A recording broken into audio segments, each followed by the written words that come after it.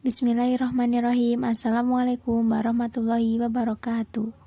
Yang terhormat Bapak Mustajab MPDI selaku dosen pengampu mata kuliah Ilmu Kalam dan yang saya banggakan teman-temanku kelas 1 PIB. Perkenalkan, kami dari kelompok 12 akan mempresentasikan hasil diskusi kami terkait dengan judul Pemikiran Kalam dan Keterkaitan Pendidikan Islam. Kelompok kami terdiri dari Aulia Rifani Faiz, Mai Merlian Safitri, Khairul Fahmi, dan saya sendiri Alfa Khairun Nisa. Sebelumnya, mari kita simak terlebih dahulu materi dari kami. Pengertian ilmu kalam. Menurut bahasa, ialah ilmu yang membicarakan atau membahas tentang masalah ketuhanan atau ketauhidan mengesahkan Tuhan. Atau kalam menurut logatnya ialah omongan atau perkataan. Menurut pengertian secara global, yaitu ilmu yang membahas tentang masalah ketuhanan serta berbagai masalah yang berkaitan dengannya berdasarkan dalil-dalil yang meyakinkan. Asal-usul sebutan ilmu kalam. Ilmu kalam juga dinamakan ilmu tauhid. Tauhid ialah percaya kepada Tuhan yang Maha Esa, tidak ada sekutu baginya. Ilmu kalam dinamakan ilmu tauhid karena tujuannya ialah menetapkan keesaan Allah dalam zat dan perbuatannya dalam menjadikan alam semesta, dan hanya Allah yang menjadi tempat tujuan terakhir alam ini. Ilmu kalam juga dinamakan ilmu aqaid atau ilmu usuluddin, karena persoalan kepercayaan yang menjadi pokok ajaran agama itulah yang menjadi pokok pembicaraannya. Ilmu kalam menyerupai ilmu teologi, terdiri dari dua kata, yaitu theo artinya Tuhan, dan logos artinya ilmu. Jadi, teologi bermakna ilmu tentang ketuhanan. Ruang lingkup ilmu kalam. Esensi Tuhan itu sendiri dengan segenap sifat-sifatnya. Esensi ini dinamakan Qismul Ilahiyat.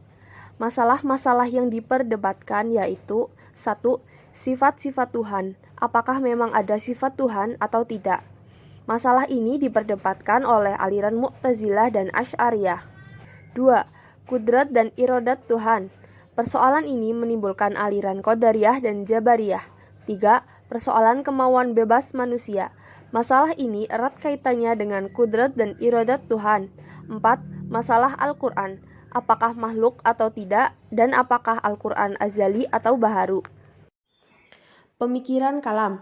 A. Pemikiran kalam rasional. Mempunyai ciri-ciri. Memberi makna metaforis terhadap nas. Manusia mempunyai kebebasan dalam berkehendak dan berbuat. Sunnatullah tidak berubah-ubah. Kekuasaan dan kehendak mutlak Tuhan terbatas dan memberi daya yang besar kepada akal. B. Pemikiran kalam tradisional. Mempunyai ciri-ciri. Memberi makna harfi kepada nas. Manusia terikat dalam kehendak dan berbuat. Sunnatullah berubah-ubah. Kekuasaan dan kehendak mutlak Tuhan berlaku semutlak-mutlaknya dan memberi daya yang kecil kepada akal. Qismul Nububiyah. Hubungan yang memperhatikan antara kholik dengan makhluk. Dalam hal ini membicarakan tentang 1. Utusan-utusan Tuhan atau petugas-petugas yang telah ditetapkan Tuhan melakukan pekerjaan tertentu, yaitu malaikat. 2. Wahyu yang disampaikan Tuhan sendiri kepada para rasulnya baik secara langsung maupun dengan perantara malaikat. 3. Para rasul itu sendiri yang menerima perintah dari Tuhan untuk menyampaikan ajarannya kepada manusia. 4. Persoalan yang berkenaan dengan kehidupan sesudah mati, nantinya yang disebut dengan Qismul Sam'iyat. Keterkaitan ilmu kalam dalam pendidikan Islam. Hubungan ilmu kalam dengan syariat. Dalam bentuk struktur Islam, ilmu kalam itu dasar di atasnya dibangun syariat. Dalam Islam tanpa kalam sebagaimana syariat tidak bisa subur dan berkembang kalau tidak di bawah lindungan akidah. Maka syariat tanpa ilmu kalam tak ubahnya bagi bangunan yang tergantung di awang-awang.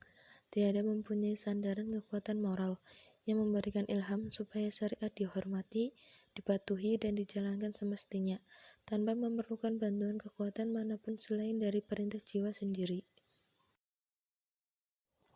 Hubungan ilmu kalam dengan filsafat Islam.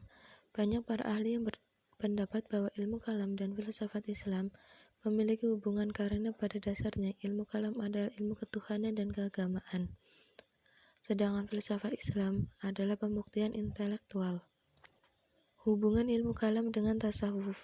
Ilmu kalam adalah disiplin ilmu keislaman yang banyak mengedepankan pembicaraan tentang persoalan-persoalan kalam Tuhan. Hubungan kalam dengan Al-Quran. Sebagai sumber ilmu kalam, Al-Quran banyak menyinggung hal yang berkaitan dengan masalah ketuhanan. Di antaranya Quran Surat Al-Ikhlas ayat 3-4. Ayat ini menunjukkan bahwa Tuhan tidak beranak dan tidak diperanakan, serta tidak ada sesuatu pun di dunia ini yang tamak sejajar dengannya. Dengan demikian, ilmu kalam dengan Al-Quran adalah ilmu yang saling berketerkaitan, yang tidak bisa dipisahkan, karena sumber dari ilmu kalam adalah Al-Quran dan hadis. Hubungan ilmu kalam dengan ilmu usluddin. Ilmu usluddin adalah ilmu yang membahas pokok-pokok dasar agama, yaitu akidah, tauhid, dan i'tikad atau keyakinan tentang rukun iman yang 6. Sebutan lain bagi ilmu usluddin adalah ilmu teologi ketuhanan, karena membahas tentang ketauhidan, yaitu keesaan Allah, sifat dan asma Allah. Kedua ilmu ini sangat berhubungan karena sama-sama mempelajari keyakinan, ketaatan, dan ketauhidan pada Allah. Hubungan ilmu kalam dengan tauhid. Ilmu kalam dinamakan juga ilmu tauhid, dikarenakan sama-sama membahas tentang keesaan Allah Subhanahu wa Ta'ala dan tidak ada sekutu baginya. Hubungan ilmu kalam dengan fikih dan usul fikih. Hubungan antara ilmu kalam dengan fikih yaitu ilmu kalam membahas soal-soal dasar dan pokok. Pandangan lebih luas, tinjauan dapat memberi sikap toleran, memberi keyakinan yang mendalam berdasarkan pada landasan yang kuat. Sedangkan fikih membahas soal furu' atau cabang ranting. Pandangannya pun lebih detail dan rinci.